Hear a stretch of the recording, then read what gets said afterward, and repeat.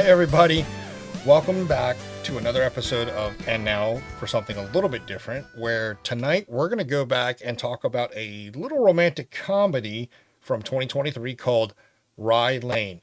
Rye Lane is a black independent made film, won several deserved awards. Rye Lane from 2023 is currently available for free on Hulu. As you might have noticed, flying solo again tonight. Don't worry, John will be back in time for us to discuss a little movie from 2022 out of South Korea called Decision to Leave, directed by Park Chan-wook. Now, Rye Lane it's an interesting film that I decided to go ahead and talk about because I think it flew under a lot of radars. And I think one of the reasons why it flew under a lot of radars is because it's a rom-com. It's a romantic comedy. It's going to be an interesting talk because from the director to the actors, it's really interesting to see how this romantic comedy got its legs, how it plays out, and where the actors and actresses are going to be heading, because I think they're going to be doing a lot of good stuff. Now, normally we usually talk about things that we've seen or read over the past week. However, again, I don't want to sound like I'm talking to myself, but we're going to go ahead and kind of skip over that a little bit, and we're going to talk about this comedy film. Rye Lane released in 2023. Again, black independent film, and I think that's kind of key, right? An independent film. Again, directed by Raine Allen Miller. Now, Raine Allen Miller, her earlier years, she started off as an agent for artists and photographers, and she's been quoted as stating that she admires Steve McQueen, which that's not a bad choice. She also looks up to Spike Lee and Scorsese as directors, and I think helped shaped a lot of her directorial eye, her auteur, theology, not theology. God, what the hell am I trying to say? Her auteur method towards this movie, because it really works, and I'll get into that a little bit later. She's done some shorts and films such as Jerk in 2018. She's done a Pepsi commercial, I believe, a TJ Maxx commercial. So she has some experience, and she has something coming out. It's currently in production, and I believe it's called the Route Manoeuvre or Maneuver. Manoeuvre, I believe, is French. Well, no, it is French. I don't. Pardon-moi. Now, what's really interesting about Raine Allen Miller is that even though she's a director, she did not want to do a romantic comedy. For the writers, we actually have a gentleman who's also an actor, author, writer, producer. His name is Nathan Bryan. Currently, he is one of the leading cast, or one of the primary cast, in a little show on CBS called Ghosts. I'm not sure how many people have seen that. I unfortunately have not checked it out yet. I don't watch a lot of CBS programming live time, even though streaming's available everywhere. I haven't checked it out yet, but I understand it's a pretty funny show. He's also worked on other shows called Pooch Mooch. I think was a animated cartoon in the UK about life through the eyes of a puppy and their owner. And there was another show called Bloods in the UK where he was a producer as well. So he's got some chops, and again, both in front of the camera, behind the camera, we got some experience. Tom Melia is the other writer on Rye Lane, and he worked with Nathan Bryan on the show Bloods. It looked like he had a really long career with another UK show called Hollyoaks. I think it ran like 4 or 5 seasons, and it is a show that is about teenagers, adults, couples, relationships, growing up from high school to college afterwards. And I understand it was a pretty good show. Well, let's face it, it had to be if it lasted as long as it did, right? For our cinematographer, we have Olin Collardi, an independent. And this man is, wow. I want him to get utilized more in some other movies. I loved what he did in this particular movie. As an independent, he formed his own studio, Cardi Films. And he's gone on to do, he has a nice volume of work, and he's done a lot of course, TV, shorts, some music videos, I believe. And currently working, he's done shows, UK shows primarily. Surviving Earth, Last Swim in 2024, and previously before that was Rye Lane. And again, this guy, this cinematographer, wow, I mean, just beautiful stuff. Handling the editing duties on Rye Lane is Victoria Boydell. She's been in the industry for quite a while. I hope she continues on and does a lot more with some big names or even more independent films like Rye Lane. It was just excellent, excellent, excellent job. She's worked on movies such as My Oxford Years, All of You, and this is what's crazy. She worked on several editorial departments in some major productions. Wrath of Man, Interview with a Vampire, 12 Monkeys. While not the lead editorial director there, working in that department to work on such, films that, again, you should recognize, it says something. That's how far back her resume goes. Really, really shines through, and it tells you that with Rye Lane, she really learned a lot and applied a lot, and maybe I think came up with some new tricks because I thought it was, again, just brilliant the way this movie was put together, directed, written. Raine Ann Miller, with her vision, her direction, it really brought something together truly unique. Again, as a romantic comedy, I'm not the biggest fans. I don't go actively searching out for them. However, there are some that stand out. Serendipity, Love Actually, really, really kind of definitely tug on your heartstrings. And Raine Ann Miller put together something in Rye Lane that I actually feel guilty not having checked this out. It was released in the US through Searchlight Pictures in 2023, and it completely flew under the radar. As a black independent film, wow, I was really blown away. Now, I do have to state though, if you're a fan of British humor, you're gonna love this movie. As with most shows and movies from the UK, even though they're speaking English, there seems to be somewhat of a language barrier to which the accent, I believe, is Brixton, South London, I believe, is the area that this movie is to take place, and it received pretty good reviews or critiques about how spot on those accents were. Now, if you have an ear and you can follow along, you're gonna really enjoy it. However, I will say, because I did watch this with the wife, because she enjoys romantic comedies, and sometimes Korean Cool does not do the smartest things and has to play nice and seek forgiveness. As a independent film, right? It's kind of hard to get a great composer, right? And we know that a lot of times some movies, especially romantic comedies, right? It is the music, the tone, the pacing that really kind of helps set scenes up or pulls you through the story along or makes you connect with a character. And this composer, this was his debut to compose a musical soundtrack for a movie. This composer, his name is Quest, independent artist. He's put out several LPs, several tracks of his own. However, again, this is his debut. And I will tell you what, fantastic. Bravo, sir. Bravo. Quest, gosh, how best to it's like with any musical song, right? You gotta learn how to dance and weave and step through the motions, go through the motions. It helps you groove along and find your groove and find your rhythm. And it really works in this movie to the point where I'm probably going to definitely check out the rest of his catalog and probably pull down some of the tracks from this movie. I enjoyed it that much. I apologize having not really gone through a lot more behind the scenes, but Raina Miller, Quest, Nathan Bryan, Malari, the writers, the editing.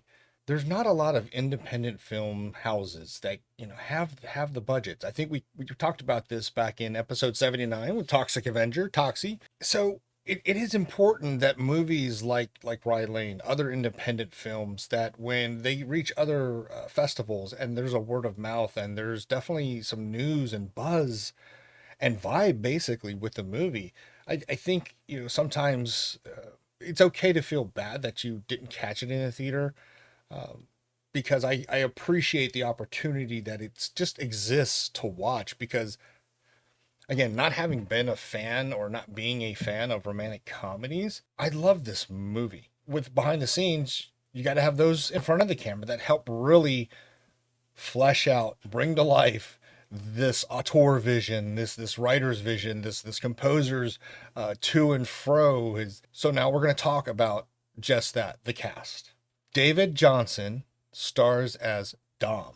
Now, David Jonsson, his name should ring a bell. As with most kids, he had some trouble in school before he found himself um, kind of sorting his life out, and getting into the Royal Academy of Dramatic Arts. He graduated, and from there, he started doing some theater work, which is actually a lot of fun. I did some plays in high school. If you have the opportunity to join either in, on the stage or behind the stage, behind the scenes, behind the curtains, do so, right? Find your local community arts center and, join on for a production. I think you might like it. They're fun. They really are. This was his theatrical film debut. Wow. It was brilliant. I keep saying the word brilliant, and I apologize if you start tuning that word out. But when you want to have somebody, an actor, develop a character, portray a character that you can connect with in some way, shape, or form, either in current life or past life, then they've done their job, right? They create that emotional bond, and David Jonsson really does it with Dom. After Rye Lane, I'm pretty sure his performance really caught the eye of a lot of scouts out there looking for that, that next actor to really deliver, and he was picked up, and he came back to debut in another movie, Alien Romulus.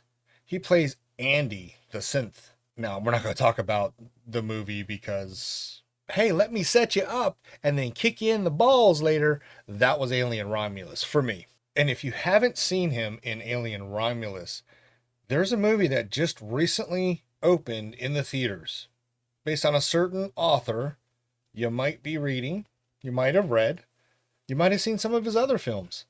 That author's name is Stephen King, and the movie is The Long Walk.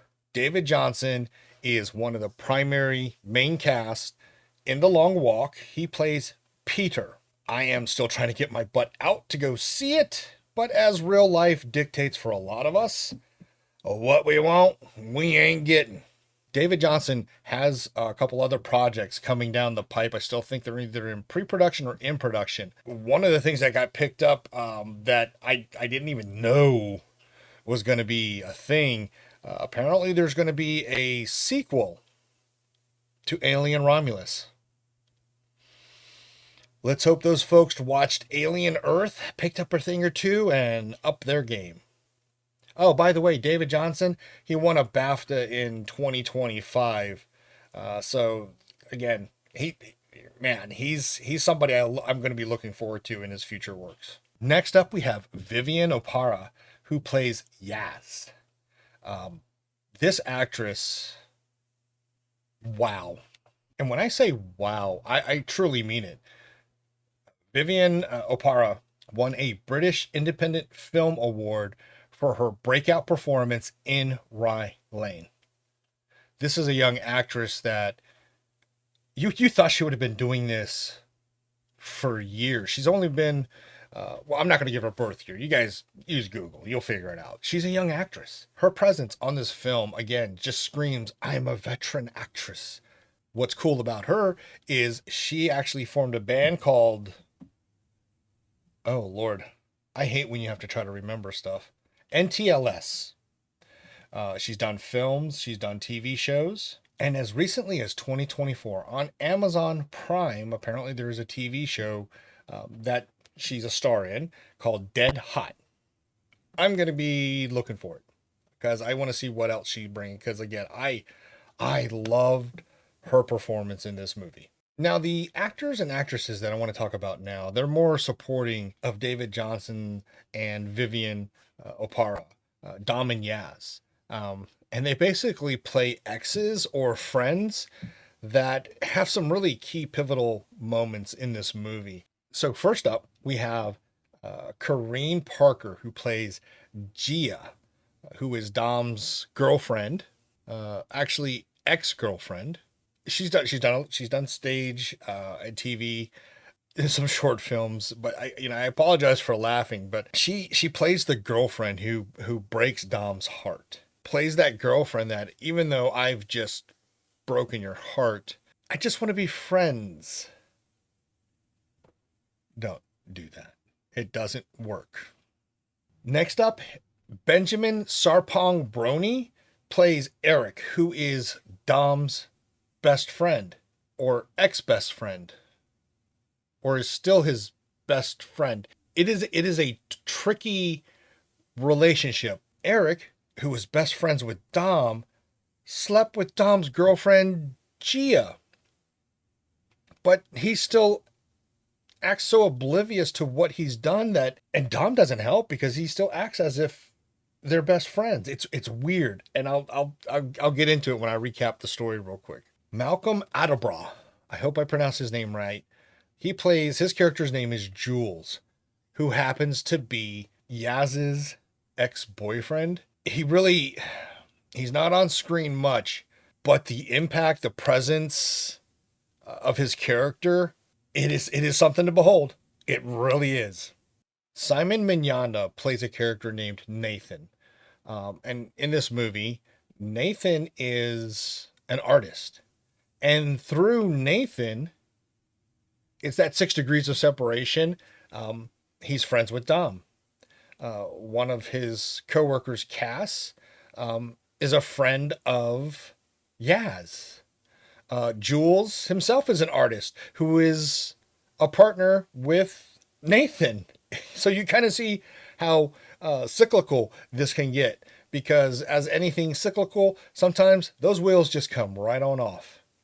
All right, we've gone behind the scenes a little bit, and we've definitely gone in front of the lens on scene with our actors and actresses. So now let's go ahead and give a little breakdown, a little synopsis of what this whole movie is about.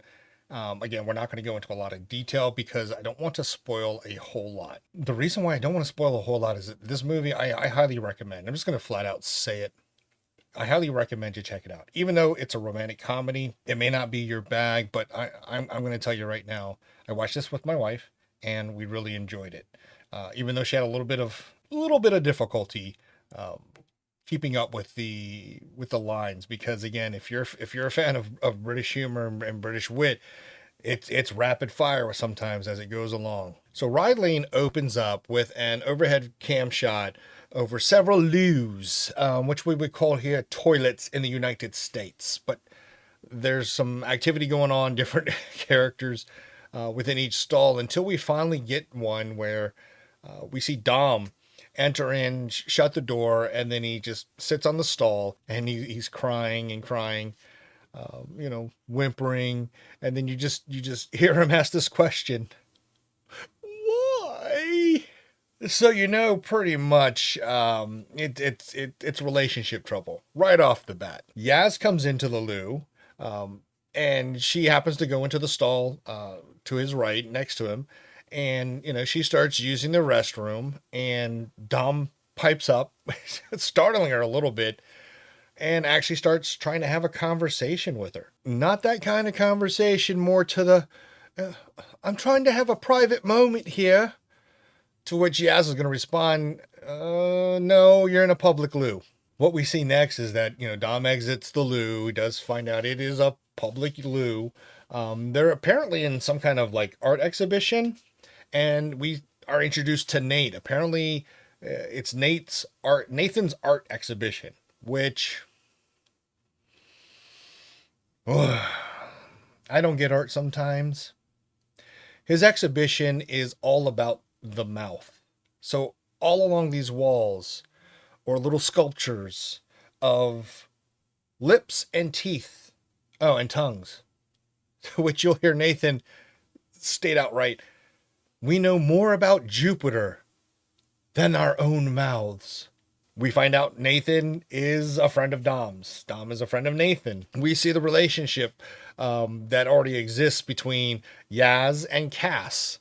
And of course, Cass is a friend, I guess, associate of Nathan at this exhibition. Yaz, as Dom's looking at a piece, a picture of this close-up shot of mouth with some, I'm gonna be rude, some snagglepuss looking teeth. Yaz notices him. Actually, she notices his shoes because in the loo, before she went in, she wanted to check what was available. So she looked down and saw his Converse. Now, as Yaz and Dom are talking, right before this, right, Dom's talking to Nathan, trying. Nathan's trying to escape Dom a little bit because he knew what was coming. To which again, yeah, I mean, I hate to say it, right? If you ever had your heart broken, you know sometimes you just can't help it. You just gotta let it out sometimes on folks, and that's what Dom starts doing with Nathan. To which Nathan reveals to Dom that it's not as bad as you think.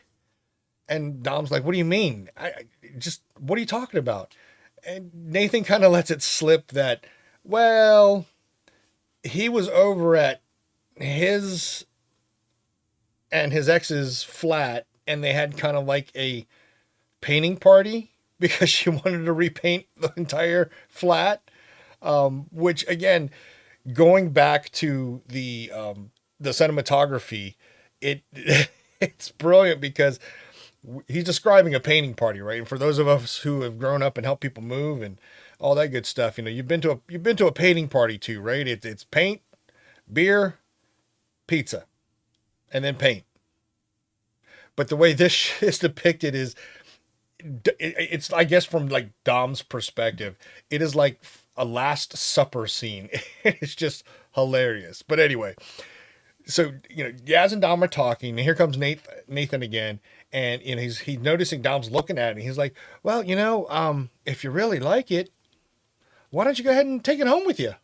And Dom's like, "Oh no, I'm just here to support you, buddy. I can't go home with it." And he's like, "Oh come on, what's a friend for?" And Yaz is not helping, right? She's like, "Yeah, don't you want to help your buddy out?" And he ends up going home with that portrait of the snagglepuss teeth. So the scene then shifts where we see Dom and Yaz walking down looks like a mini mart hallway alleyway around where they were just at this gallery, wherever this exhibition was. And we come to find out they call that Rye Lane. And they're talking. There's bantering. They're picking on each other and trying to find out a little bit more about each other. It's basically what you're doing on a first date without realizing that you're on a first date. From there, we kind of reveal a little bit, or not reveal, learn a little bit about Dom, who is actually an accountant. To which he says, "I think I've always wanted to be an accountant." To which Yaz replies, "Yeah, I always wanted to grow up to be Prince, the purple one." There's a little scene, really cute, where it shows back to her childhood, where she actually dresses up like Prince before he became the artist formerly known as Prince, or whatever fucking symbol that was. Prince, Purple Rain Prince, as she says. So they leave this like mart and they continue walking into this park. And through the dialogue, Yaz finally gets Dom to recount, well, how'd you find out Gia cheated on you? Dom starts recounting the story. And again, this is where the writing, the directing, and the cinematography really, really do something different in rom com. So we have the scene setup is we're inside a theater lobby, movie theater lobby. And Dom is buying a soda and popcorn because he's supposed to be meeting Gia at the theater to watch a movie. The forefront, Dom and Yaz are like watching Dom at that stage go through what he was going through. And then Dom recounts that, as he was waiting, he said, "I gave Gia a call to figure out what time, where she was at." And when he does, I guess, FaceTimed her, whatever the video chat was. And he sees Gia, like, in her skivvies. and says, okay, hey, whatever, I love you. I'll see you soon. And then I guess as he was trying to turn it off, he actually took a snapshot, a screenshot. And then when he looked closer at the screenshot, he sees there's somebody in the background. The comedic, I guess you want to say genius in some of this is in some of the writing, because Dom then says, well, I'm sorry, Yaz goes, is that a dick? To which Dom says, not only was it a low res dick, I know whose dick it was. And then that's where he realizes that his buddy, his best friend since, primary school, Eric, was the one cheating with Gia. So after that reveal, Dom and Yaz are still walking and they're still talking. And, folks for romantic comedies, or, who believe in, falling in love at first sight, or, finding somebody who you just know, man, he's the one, she's the one. It's kind of like that setup. And again, I keep going back. I'm going to keep going back to the cinematography, because this is what I picked up on, and it was brilliant. When we first see them, of course, in the loo, they're like, next to each other. In the exhibition, they still get a little close to each other. But as they're, starting their walk and talk, their journey of discovery of one another, there's a distance, right? Which is human nature, right?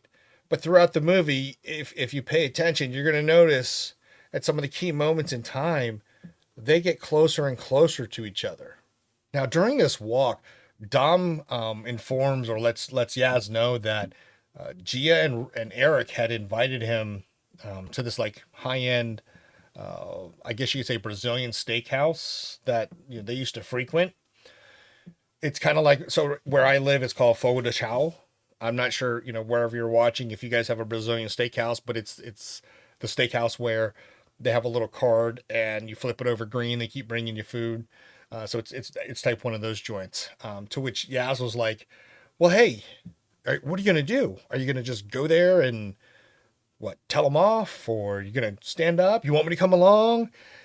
Dom's a meek, shy character who again is very still trying to show that he's the good guy. Yaz lets him go on his way.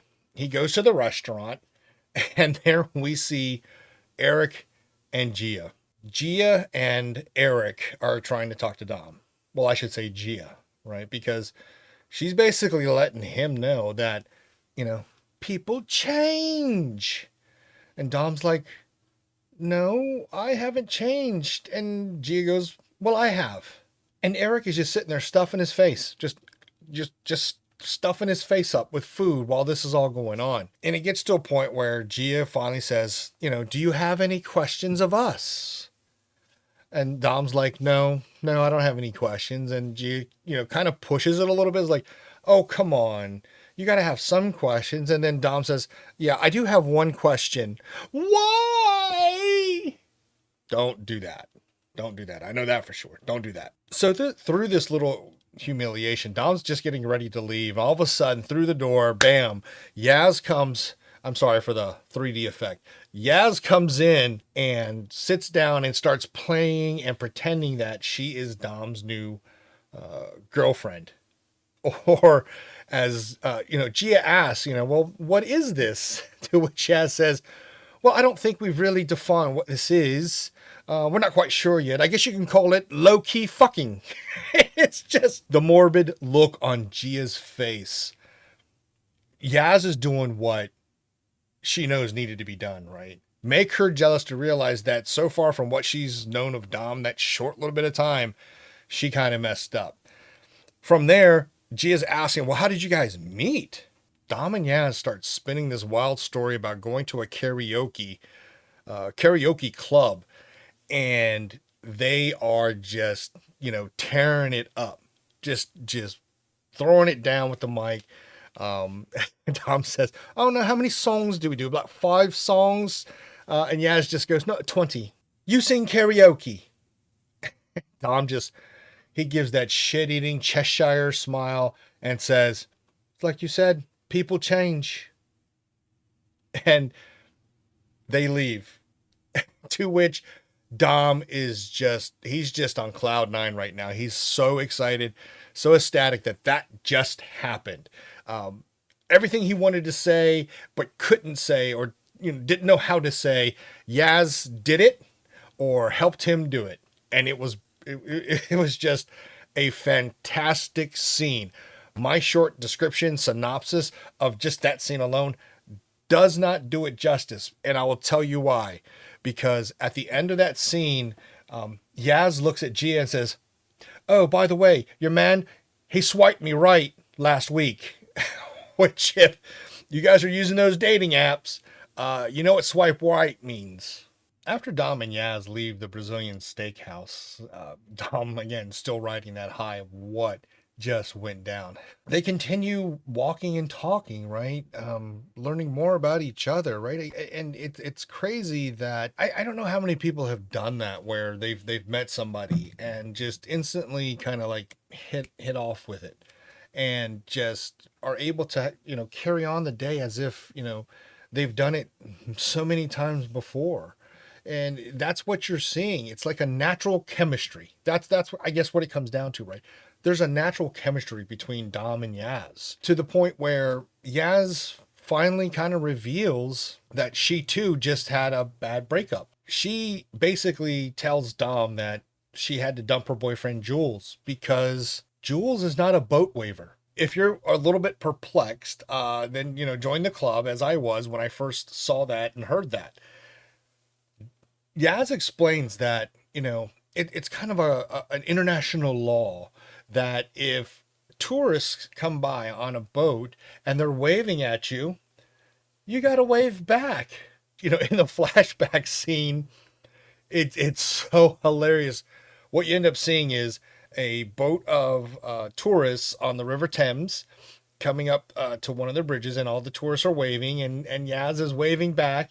And then you see Jules's character turn around, face the camera, and just simply says, "Tourism promotes sex trafficking." While she recounted this story, she then ends her tale of woe with how she dumped Jules, which was basically at his apartment.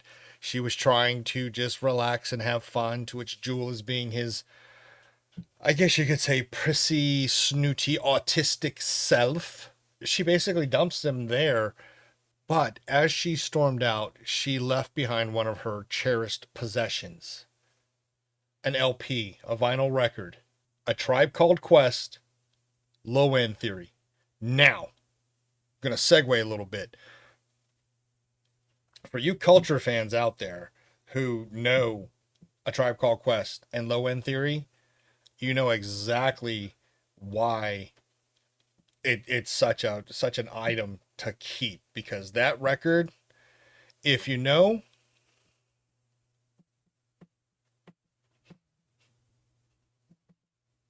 I'm sorry, I might have had something to drink earlier. So with that news, they come up with a plan to simply say, why don't we go back and take your record back? It's yours. You deserve it. And so she realizes she still has a key to his flat. So they go there, but of course, as with most breakups, he changed the locks, to which Yaz has another idea. Jules's mothers, they love her. Maybe they have a key. So they go to Jules's mom's house, and come to find out they're having a party. They have Jamaican roots, so there's a little bit of reggae playing, some jerk chicken on the grill, and as she's using the restroom, as that's her excuse why she stopped by. Dom is out back meeting folks, and it's of course awkward. He doesn't know anybody except Dom, so he's trying to fit in. He's doing his best. An older gentleman comes up and sits next to him, starts conversing with him, and they start talking about music, and to which the older gentleman says, "You know your music, mate. Go on. Let's have a listen to what you've been listening to." And he takes Dom's phone to try and start playing what he has. And it's all these heartache breakup songs. So as Yaz reappears, they set up a situation where she tries to distract the mums. So Dom's going to go upstairs and try to like go through their things and see if he can locate the key to Jules's flat. It doesn't go as planned because as Dom is upstairs, one of Jules's mums catches him rifling through her underwear drawer. All right, so Dom got caught rifling through one of the mom's, skivvies drawers. And they, of course, kick him out. But again, Jules's moms love Yaz. So what one of them does is she gives Yaz her moped. And next thing you know, you're seeing Yaz, riding down the street on this moped, and here comes Don, peeking out from behind, and boy's terrified. The dude is terrified. It's so classic. And they end up going to another karaoke bar that has a mutual friend of Yaz and Dom. They get in and they meet the friend and they're like, "Look, we really need the key to Jules's flat. Can you help us out?" And he says, "Of course, on one condition: you sing karaoke." Yaz and Dom get up on stage, where all of a sudden Yaz has massive stage fright. Now, Yaz, all throughout this movie, she's so outgoing. She's so, forward and nice to people. But the minute she got on that stage, it was, nope, nope, not doing it. The song from Salt and Pepper, Shoop, Shoop, Shoop, Loop. Again, I can't sing. Don't hate me. Shoop comes on, and Dom is trying to get the party started, as they would say. Crowd is not very receptive to him, and Dom is just struggling. All of a sudden, Yaz comes up on stage, and she keys in with them, and they're singing Shoop, and they get the crowd going, support, hype. Everyone's dancing. It's a great scene. They get the key, so now of course they got to go to Jules's flat and get her record back. Again, it's Tribe Called Quest, Low End Theory. Yeah, you go get that record. They get in the apartment, and next thing you know, Yaz is starting to lose her cool a little bit.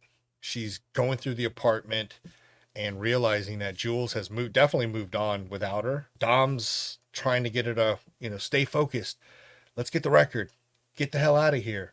But Yaz is just going on and on through it to the point where she goes to the girlfriend's drawer and starts rooting through her skivvies. And then she's like, "Would you look at this? Look at this underwear this girl wears."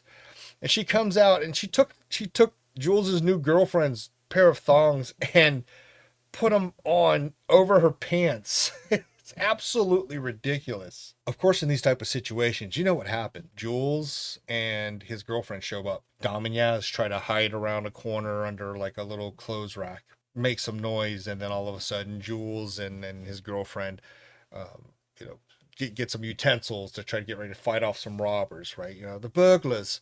All of a sudden Yaz says, "Screw this." She gets up and she just walks into the room and says, "Hey, Jules." What happens next is kind of unfortunate because Jules tells Dom what really happened. Jules was the one who dumped Yaz. He was like, "Listen, mate, do yourself a favor and run." And Dom just can't, because he says, apart from right now, the whole day, it's been the best day of my life. Jules' girlfriend goes, "Oh, that's so cute." It's just, a little bit of tension breaker. But as Dom, picks up the record because he found it earlier, and he's trying to leave, a little scuffle breaks out, and they break one of Jules's art pieces. Again, Jules, being the snooty, artistic type artist, definitely takes some umbrage, and he almost starts a fight. Jules continues to spill the truth of what exactly happened. The result is, as Dom and Yaz do finally leave Jules's flat, Dom's upset. He's angry. Yaz is like, "Why are you mad?"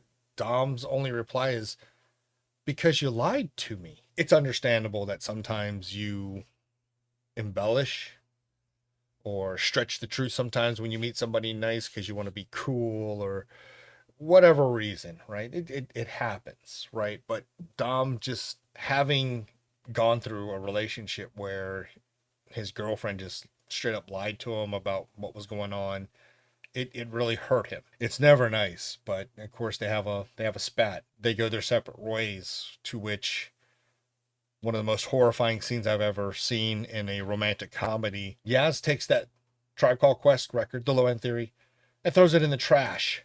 What? The movie continues with them trying to get on with their lives, blind dates, jobs, living, changing routines, finding a different job. I think I've already said that twice because, yeah, that's how many jobs they go through. A period of time has gone by, to which Dom gets a text message. Nate is having another art exhibition called Anuses. Dom attends the exhibition, and because Yaz is friends with Cass, who is working with Nathan, she got an invite to it, but she decided she's not going to go. But she understood that, she's going to take a chance. And as Dom is looking around at these different pictures of hairy asses, finally, when it wasn't, not going to lie, wasn't bad, Cass runs into Dom, is like, you can look at that one. That's me, by the way. So it's her ass up on the wall. No, I can't. I don't want to look. He gets a phone call. It's from Yaz. And he picks up the phone. He's like, where are you at? And she's like, well, are you at Nathan's exhibition? And Dom goes, yeah, I am. Where are you at? She's like, come to the window, face the Thames. And so he goes, the exhibition in some kind of high rise building. It's pretty fancy. So he goes to one of the glass walls looking outside towards the River Thames. And here there's this little boat. And then he spots, the tourists waving. And then he spots Yaz on the boat. And she's waving. And there's this long shot to this, top of this building, this little corner window. And then Dom just instinctively just waves back. And Yaz goes, I knew you were a boat waver. She was like, come meet me. He leaves the exhibition to go down and rendezvous with Yaz. Crosses a bridge, and then as the boat passes under the bridge, they're yelling at each other. It's like, where are you going? She's like, I'm on a boat. I don't know exactly where it's going. Just meet me there. And the boat finally docks. Dom comes up. And as I mentioned earlier in the movie, the cinematography, right? You see the distance between them always changing. But in this time, they're like right almost nose to nose. And, Yaz is like, hey, listen, I was thinking, to which Dom just plants a kiss on her. The movie pretty much ends on a very happy note, right? A deservedly happy note. And that's Rye Lane in a nutshell, right? It's a story about heartache, puppy love, newfound love, hopeful love. What I really enjoyed most about this movie, I'm not a big fan of romantic comedies, right? But there's something, when I do like them, it's because there's something special about them. Rye Lane, from the story to the characters to the music to definitely the cinematography involved. David Jonsson, Vivian Oparah, wow, breakout debut performances that some folks wish they had. The chemistry was there definitely between both actor and actress. Raine Allen Miller, for someone who really did not want to put together or direct a romantic comedy, I don't know how she did it, but she pulled it off. The story flowed, the direction flowed, the shots, the way they captured some of the characters' faces, the angles, the points of view, the script, the lines, the delivery. Again, yes, English, heavy accents, that if you're not used to them, you might have some trouble. So watch it again. That's what was really amazing about this film, because this was a first time watch for me. And I really dug it. I watched it a second time with the wife. And even though she was struggling sometimes to understand exactly what they were saying, because of the way the characters performed, because of the cinematography, the shot setup, the sequence of events, my wife had sometimes a little sniffles, to outright laughter, to outright, oh my God. It was great, right? And that's what I think we look for in a lot of movies, for us to have some emotions, solicited from us. David Jonsson is Dom. It was, you look at it at first and he brings out this character that as an accountant, he came off as a meek, shy, somewhat unsure, unconfident character. Vivian Oparah playing Yaz, full of life. Her character, along with her wardrobe, showed a range of colors, a range of emotions, to where she was sweet, hilariously funny, very poignant, downright mean, but also vulnerable. It was brilliant. Again, the steakhouse scene alone was absolutely amazing in the humor that came out from it. Kudos to Benjamin Brony as his best friend Eric. What a character! It just made it so much fun, that through a painful event that Dom was going through, there was actually a lot of hilarity in the scene. Speaking of scenes, speaking of romantic comedies, so here's a question for you. As an independent film, how do you land someone like Colin Firth? Dom and Yaz go to a little like burrito joint. The name of the joint is called Love Guac. All of a sudden you see Colin Firth there. He is the attendant slinging black beans and pork and whatever other fillings they wanted in their burrito. And why do I mention this? Colin Firth was in another romantic comedy called Love Actually, an homage, nod, hat tip to another, I thought, a really, really well done romantic comedy, Love Actually, to which Colin Firth is one of the main characters. Raine Allen Miller and her fiance at the time were trying to, what should we call this place? We're going to have this scene, but what should we call this place? To which she states, as they were going back and forth, it was her fiance who comes up with the story of, well, why don't we call it Love Guac? She was like, oh, that's brilliant. That's brilliant. It's too bad we can't get Colin Firth to do a cameo. So she talked to a few people who actually had his contact information and told her, write him. He's a good guy. What's the worst that can happen? He says no. So she does. She sends him a letter. Colin Firth says yes. And he shows up in the movie. Kudos Raine Allen Miller for pulling it off. It was, brilliant. We all go through life, right? And unfortunately, heartache comes with the territory. But I think the basic message from this movie, at least that I took away from it, was, even in the darkest times, sometimes in the strangest, weirdest places, you can find love again. That's exactly what happened with Dom. And even though Yaz was, she wasn't very truthful at the start, in a lot of ways, she was hurting too. And not until the end did she realize that, what, I had a good thing going. Let me take another chance. Who knows what can happen? Rye Lane is a romantic comedy that I slapped myself because I missed it in the theater. It hit all the notes for me, right? Which was, again, as a movie, I want to be entertained. As a romantic comedy, to which I'm not a fan of, it did. The, again, story, the writing, the characters, cinematography, the music gelled into something that at the end I was like, yeah, Dom, yeah. And I guess that's what we all want from a movie, right? Is for that movie to, again, solicit that emotion from us, bring us in and make us feel like, hey man, I sat through this and it paid off. Yeah. So that wraps up Rye Lane.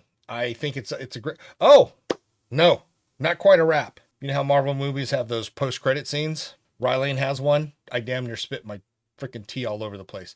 So with that, I want to give a couple shout outs to some podcasts and other channels that you should be checking out and or listening to. Let's start off with Not a Bomb Podcast with our buddies Troy and Brad, who go through and talk about those movies that were not quite commercial successes or critical successes, but they're still great movies that, or at least in their opinion, and sometimes when I'm on there, my opinion. Next is the Gentleman's Guide to Midnight Cinema with our buddy Sammy. Kudos to Sammy. He's always bringing it with all the rare finds or just obscure movies that just a lot of folks have not heard of or seen, and really brings them to the forefront and I think are really worth checking out. We have our buddies Jose, or Cupcake, and Mike the Wildebeest over at Watch Skip Plus over on YouTube and Spotify. Of course, Caliber 9 with Rob and Joe. Give them a listen, take a look, stop on by, say hello. Oh, we can't forget Raiders of the Podcast with Kevin, Taylor, Greg, and Dave.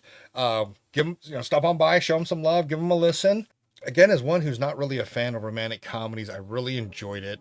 Rye Lane, highly recommend it. It's on Hulu for free. Give it a shot. I think you might surprise yourself. And if you're like me and you're a little bit in the doghouse with your significant other, sit down, watch it with them. Might help you out. All right. Till next time, folks. Y'all again, be nice to each other. Be kind, and we'll see you again. Annyeong.